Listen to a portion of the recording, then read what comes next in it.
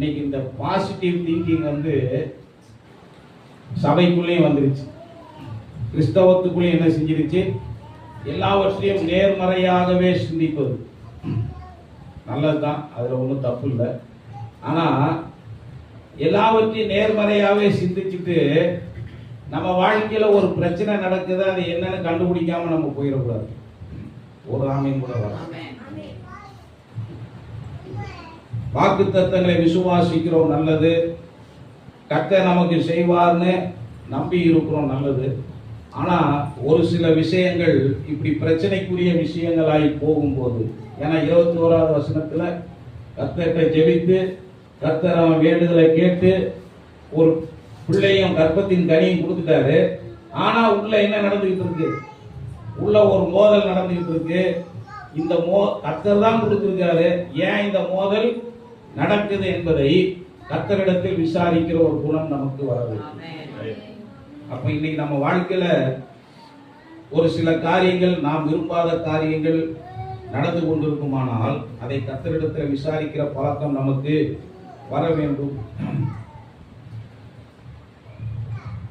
ஏன் இதை நான் சொல்றேன்னா, நாம் எதிர்பார்த்திருக்கிற காரியங்கள் நிறைவேறாமல் போகும்போது உண்மையில தேவன் தான் இதை தாமதிக்கிறாராங்கிறது நமக்கு தெரிய வேண்டும்.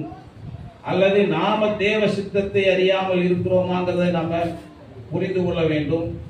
இல்லைன்னா வேற ஏதாவது காரியங்கள் இதுக்கு தடையா இருக்குதாங்கிறத நாம கண்டுபிடிக்கணும். இல்லைன்னா உண்மையிலே கர்த்தர் இது மூலமாய் நம்மை சோதிக்கிறாரா என்பதை நம்ம என்ன செய்ய வேண்டும்? கண்டுபிடிக்க வேண்டும். அல்லது யோசேப்பின் வாழ்க்கையில் கர்த்தர் அனுமதித்ததை போல ஒரு சிறை இருப்பாங்கிறதை நம்ம கண்டுபிடிக்கணும். நான் என்ன சொல்றேன்னா, எது எப்படி இருந்தாலும் இன்றைக்கு என் வாழ்க்கையில் ஒரு பிரச்சனை லைவா போயிட்டு இருக்குன்னா இதுக்கு என்ன காரணம் என்பதை நான் அறிந்திருக்க வேண்டும். சோதனையா இருந்தாலும் சந்தோஷம், சிறையிருப்பா இருந்தாலும் சந்தோஷம், கர்த்தர் நடத்தினாலும் சந்தோஷம்.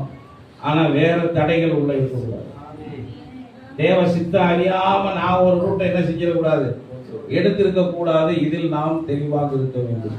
அதுதான் 4வது குறிப்பு. நாம் எதிர்கொள்ளும் ஒவ்வொரு காரியங்களிலும் தேவனிடத்தில் ஆலோசனையை பெற வேண்டும். தேவனிடத்தில் விசாரித்து இது ஏன் நடக்குது என்பதை நாம புரிந்து கொள்ள வேண்டும். 4 விஷயங்கள் சொல்லியிருக்கிறேன். 5வது காரியம்,